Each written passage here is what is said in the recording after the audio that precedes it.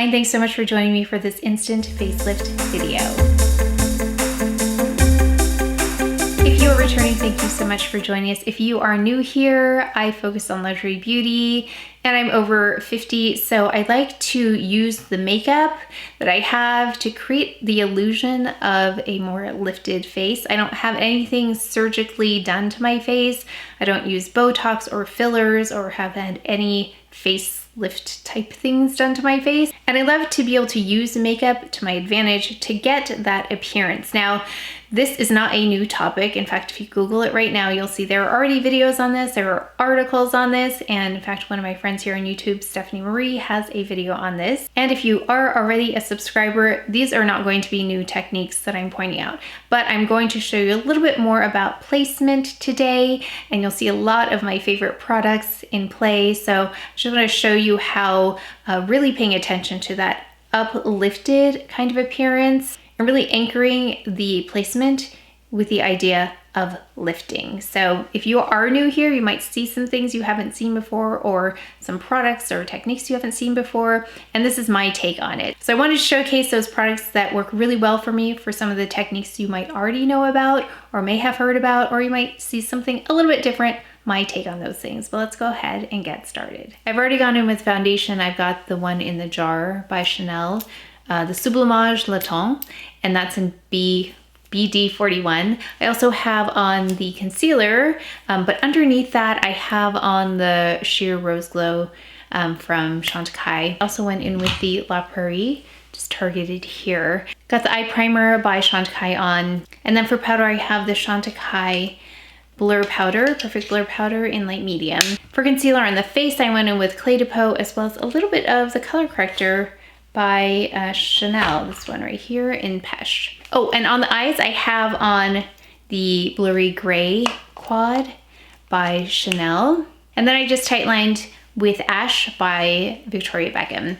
So let's go ahead and bronze first. We're gonna take this is my most fun bronzer, the Beige bronzer by Chanel in 392, and I love this because it's so easy to use and always has a really pretty result. And so when it comes to bronzer, I place it quite high, and I've mentioned this before, but I don't use a contour per se. I use bronzer, but I do just lay it probably higher than one would normally place it. So placement for me goes like this. So I look for the highest part, the one that kind of catches the light there, and I go right below it, just like that. And I use a motion that's not straight across and not totally down, but it does have a sweeping motion to it, so you see this upward movement, but I do go in this direction just because I feel like it buffs it out as I'm applying it. So instead of starting here, it would be a lot more dense. I'm starting here and then buffing it out as I go. So again, even though I want the upward motion, I do apply it like this.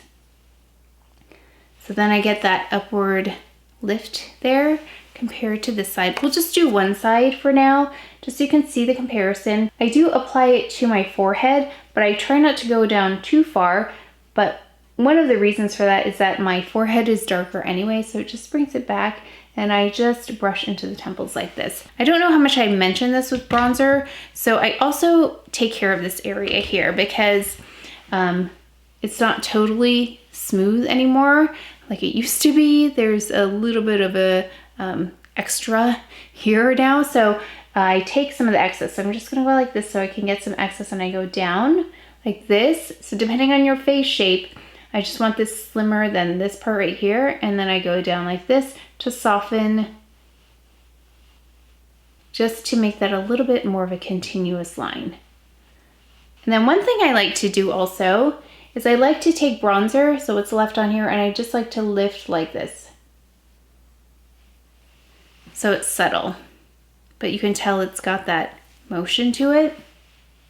So that's why I didn't fully do my eye makeup up here yet, because I wanted to build this in before I messed up the rest of my eye makeup, because when I put things in the crease there, it's gonna add color, and if I was going to add bronzer after, it would have pulled that makeup. So I'm gonna finish my eyes out here in a bit, But that is my bronzer placement. You can already see that makes such a big difference. Another thing in terms of lifting, always thinking about that bone structure and that whole idea of dark and light.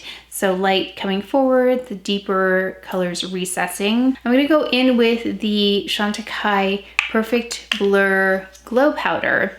And this one I love.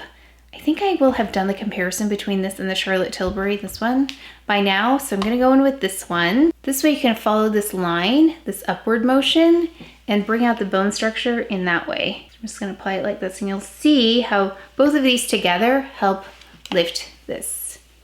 So you can see here, it's not as defined, but also it doesn't have that line going this way, and neither does this eye. So you can see right there, it also comes out a bit. Now I'm gonna move to brows first because I want you to see what I do here. I've talked about how I don't ever skip brows, and that's huge for me because brows really complete everything for me. So I'm gonna go in with this Chanel, but I wanna talk about placement and what I do here on the end because that's important to me, how I place that. So I'm gonna take this, I love this. I feel like I need a couple of these brushes, the 208 by BK Beauty.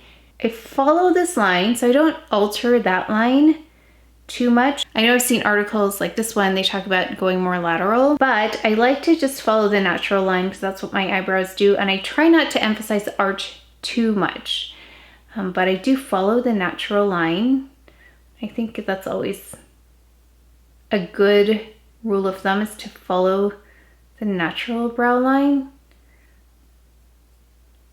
But over here, I tend to not follow the line on this side because it does turn down like this, and I feel like it makes it heavier looking. So I will just cheat this up. I'll follow the line towards the top.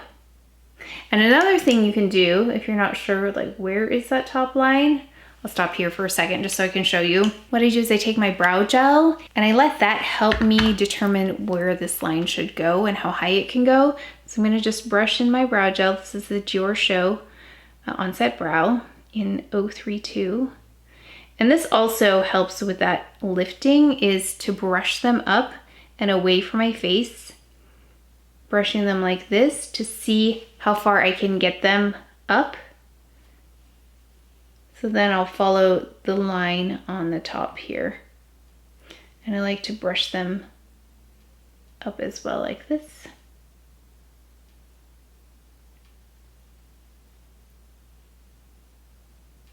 So you can see right there, it's got more of an upward placement versus here. I mean, this brow does go down a little bit more, but you can see the difference. I'll let that dry for a moment. Taking the brush again, and I'm gonna follow the line on the top. And I'm gonna try and just cheat this up and out like this versus down. Because I could follow this down like this and end up over here, but I try and just keep it as far up as possible on this outer part. Okay, let's go to eyeliner. I'm gonna, again, I've tight lined, so I have started at the beginning, but it's just tight lined, and I start from the middle here just because of my eye shape. And then instead of taking it down like this, what I do is I do a little flick. And because of my eye shape, like this, because of my eye shape, my flick is actually quite high. But when I relax my eye, it doesn't look that large when I relax my eye.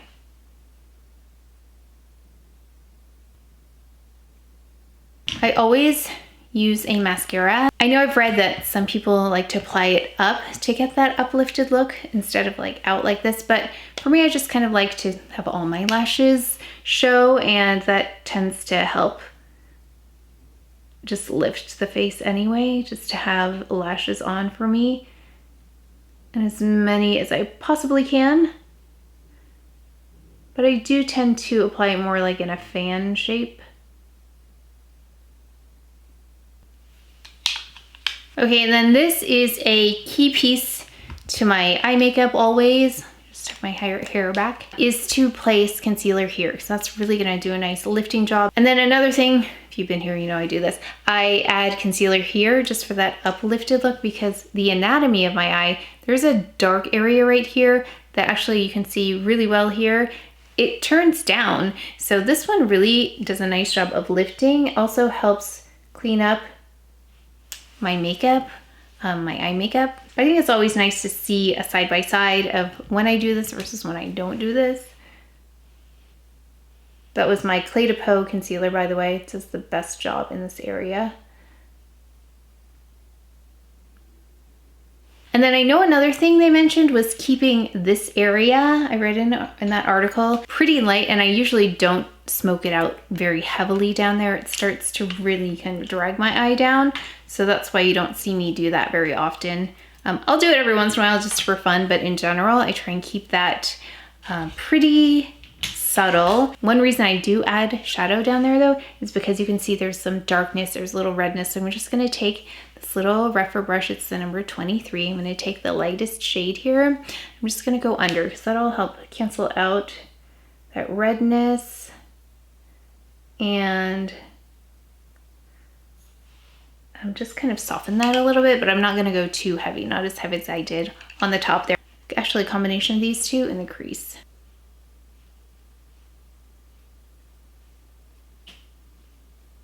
And then again, if you want to lift that bone structure, I'm going to take a bit of the blur powder again. Add a little bit, number 1 brush, this glow powder. And I'm just going to add a little of that glow powder right here, right underneath.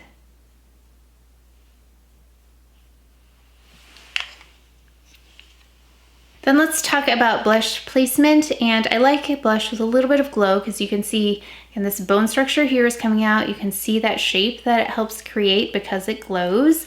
And same thing for blush. So I'm going to take my Valentino blush. I'm going to apply it right here, and I keep it quite high, but I also do bring it to the front, not just to color correct, but also to bring out, again, that bone structure. Really quite high on the cheekbones. Kind of where that bronzer ended, just a little bit lower than that as well. And same motion as well. It's more like a check mark, but it does go up like this on this side. And then let's find a pretty lip here. Okay, I just went in with Rouge Vie by Chanel. So let's take a look here at the side by side. I think you can see it's very subtle, but you can see the dimension. You can see this line that goes like this. I think that definitely gives an uplifted look. I think the brow here really helps define this area. So if I were to follow this down, you would definitely see that it would not look lifted at all. And then right here in the corners, especially for me, just based again on the anatomy of my eye. And it was just with makeup. I'm gonna go ahead now and even everything out. And I just want to reiterate the power of makeup, and I so enjoy being able to do very subtle things to adjust the overall look. So starting with that bronzer, just making sure I have this uplifted kind of shape. I do cheat it a little bit. I could go across more, but I do cheat it up a little bit. Keep it really, really close to that cheekbone, almost overlapping here with the highest point of the cheekbone. And then also kind of trimming this down right here, making that a little bit of a smoother line with bronzer, and then placing the bronzer here to get more of that uplifted look. And then not closing off my forehead too much with the bronzer, because if I look at the shape of my forehead, it already is kind of like more of a triangle shape up here versus more of a broad shape. So I have to be kind of careful with that. And then with the powder, just having that glow powder here contrast with a deeper shade, it emphasizes that, but it keeps it really soft. So there's nothing harsh about how I apply my makeup. It's all very soft, and that's what I really like about it. So using these very blendable products, things that work easily together, and that glow powder is just so beautiful. It lifts not only the structure here and shows that contrast, it shows that line a little bit better, but it's not, again, a harsh line. It also brings about that bone structure structure, which I think helps to lift. And then going in with a blush that also has a bit of a glow, and then you can see that line as well. So if I don't have as much of a glowy blush, using that glow powder will kind of infuse that area anyway with a little glow if I wanted to go in with something more matte. But in this case, I took a slightly glowy blush, which I love. I love that Valentino blush. So then for the brows, focusing here, but then also switching the emphasis of the brow to this top part. So as high as I can get this, I didn't alter the shape of my brow or try to fight against the shape of my brow because it naturally has an arch, but I chose to not go down like this because that would have pulled this area down a little bit. So just staying below and then going above. So that's how I apply my brow. I know I've talked about my brow application so many times, but I don't know if I've ever really mentioned that very strategic choice that I make about emphasizing as high as possible here on the second part of my brow.